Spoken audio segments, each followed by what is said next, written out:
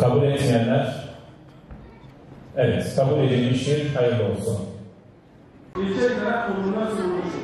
Teşkilatın mali işleri düzene konulması amacıyla düzenli toplantılar yapılmıştır. Sonuç olarak Hürriyet Partisi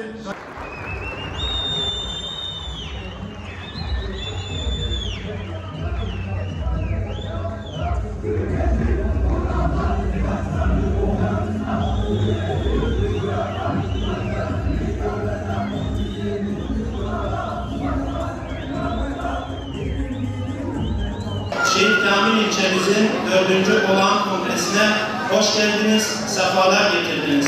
8 Ağustos 2020 tarihinde şahsıma tevdi edilen ilçe başkanlığı gibi şerefli bir görevi yönetim kurulundaki kıymetli kardeşlerimiz ile beraber 3 yıldır bize güvenen partimizi mahcup etmemek ve kutlu hedeflerimize ulaşmak için görevimizi en iyi şekilde yerine getirmeye çalıştık.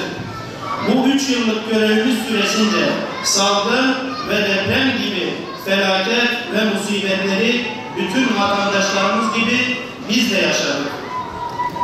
Bu süreçte toplumumuzun yaralarını sarmak ve destek olmak için bütün üye ve gönüllerimiz ile beraber canla, başla, gayret ve çaba sarf ettik. Ana kademe teşkilatımız, kadın kollarımız ve gençlik kollarımız ile birlikte Hüdapar'ımızın hayat veren mesajlarını esnaf esnaf, sokak sokak, mahalle mahalle, köy köy gezerek tanıtmaya ve anlatmaya çalıştık. Önümüzdeki dönemin Hüdapar'ı tanıtma değil, anlatma dönemi olduğunun farkındayız. Anlatmanın tanıtmadan daha zor olduğunun da farkındayız. Bu sebepten dolayı partimizin misyon ve hedeflerini daha iyi anlatabilmek için kendimizi her yönden geliştirmemiz ve çokça çalışmamız gerektiğinin de farkındayız. Ümidini Hüdapar'a bağlamış, adaleti, eşitliği, kardeşliği, sevgi ve muhabbeti bekleyen milyonlarca mazlum ve müstazafın olduğunun da farkındayız. Hüdapar'da siyaset yapmak, mücadele etmek bizim için şereftir. Çünkü izzet ve şeref, adaleti ve iyiliği ayakta tutanlarındır Allah'ın izniyle. Hüdapar'da verilen her görevi ibadet şuuru ile yapıyoruz. Bu çatı altında verilen en edna görevi çıkar ve menfaate dayalı yapılan siyasete ve makamlara tercih ederiz.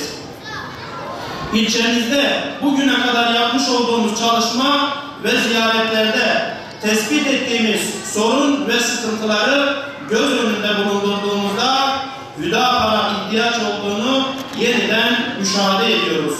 Sorun ve sıkıntıların çözümü için çareler üretip müsbet muhalefet anlayışıyla ilgili mercilere ulaştırıyoruz, onlarla bu sorunları paylaşıyoruz. Bir kez daha önümüzde yerel seçimler var, ona da kısa bir vurgu yapalım. Hüdapar Şehit Kamil ilçe teşkilatı olarak gerek ana kademe, gerek kadın kollarımız ve gerekse gençlik kollarımız ile beraber yerel seçimlere hazırız. Genel merkezimizin yerel seçimlerle ilgili alacağı her kararı uygulamaya hazır olduğumuzu da bir kez daha dile getirmek istiyorum. Son olarak bizleri kırmayıp kongremize teşrif eden değerli protokole, bütün misafirlere can gönülden teşekkür ediyorum. Ayrıca bugüne kadar partimize hizmet etmiş ve halen hizmet etmekte olan geçmiş dönem ilçe başkanlarımıza, geçmiş dönem yönetim kurulu üyelerimizi de huzurlarınızda teşekkür ediyorum. Kongremizin hayırlara vesile olmasını Yüce Rabbimden niyaz ediyorum. Hepinizi saygı ve sevgiyle selamlıyorum. Allah'a emanet olun.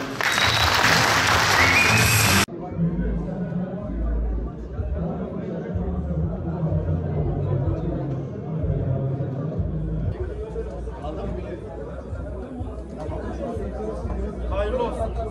Diğer taraftan çekin. bahçeyi söz yapabiliriz.